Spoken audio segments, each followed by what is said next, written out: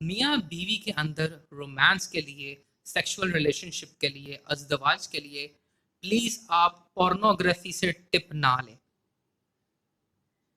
मैं अगेन ये बात बोलता हूँ, मियाँ बीवी आपस में मुबाशरत कैसे करते हैं उसकी टिप्स के लिए, उसकी नॉलेज के लिए बराए मेहरबानी आप पोर्नोग्राफी ना देखें। आपकी शादी तबाह हो जाएगी, बर्बाद हो जाएगी।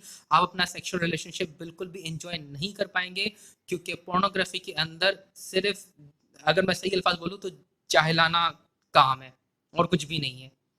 और बहुत सारे यंगस्टर्स, क्योंकि वो सोचते हैं कि पोर्नोग्राफी पूरे सेक्स के बारे में है और हमें सेक्स की नॉलेज मिलेगी उससे, तो वो देखने चाहते हैं। दैट इज नॉट सेक्स, क्योंकि उन लोगों को पैसे मिल रहे हैं मूवी बनाने के लिए, और ज्यादा पैसे के लिए वो तमाम तरह की गंदी हरकतें करते हैं। Don't do that.